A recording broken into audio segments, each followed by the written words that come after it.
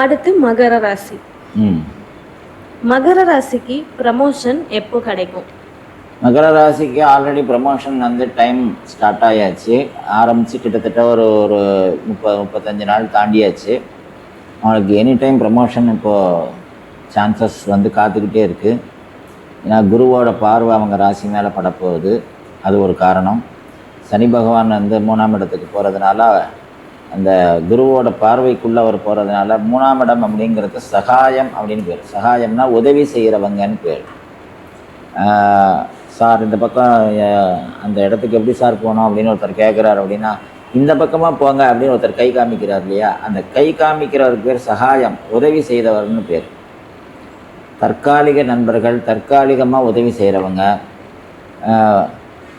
இப்போ தண்ணி சூடாக இருக்குது, கொடுங்க நான் ஆற்றி தரேன் அப்படின்னு ஒருத்தர் ஆற்றி கொடுக்குறாரு, அப்போனா சகாயம் பண்ணுறாங்க. சகாயம் அப்படிங்கிறது வந்து உதவி, அந்த தற்காலிக உதவி. ஸோ அது அவங்களுக்கு இப்போ வந்து நிறைய கிடைக்கக்கூடிய டைம். அதனால் அவங்க தொழில் ரீதியாக, உத்தியோக ரீதியாக ப்ரமோஷன் அப்படிங்கிற விஷயத்துக்கு இப்போ பல விதத்தில் அவங்களுக்கு உதவிகள் கிடைக்கும். நேரிடத்துலேருந்து அவங்களுக்கு ரெக்கமெண்டேஷன் பண்ணுவாங்க.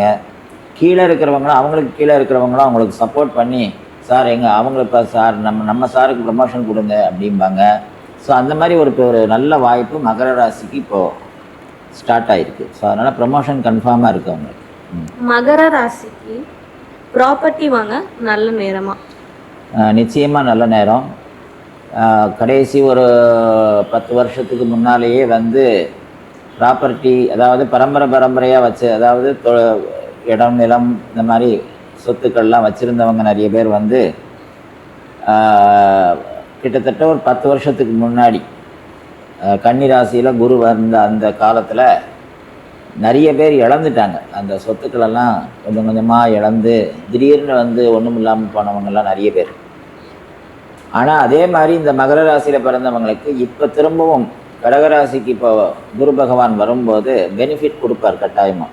அப்போ புது ப்ராப்பர்ட்டி வாங்கக்கூடிய வாய்ப்பு, புது இடங்கள், புது வீடுகள் வாங்கக்கூடிய வாய்ப்பு, புதிய தொழிற்சாலைகள் அமைக்கிற வாய்ப்பு, புதிய கல்யாண மண்டபம் வாங்குகிற ஒரு வாய்ப்பு, புது ஸ்கூல் கட்டுறது, இந்த மாதிரி இதெல்லாம் செய்யக்கூடிய ஒரு வாய்ப்புகள் மகர ராசி அன்பர்களுக்கு இப்போது கட்டாயமாக இருக்குது. பண வரவு ஸ்டெடியாக இருக்குமா? இது வரைக்கும் இல்லை, ஆனால் இப்போ இனிமே சரியாகும்.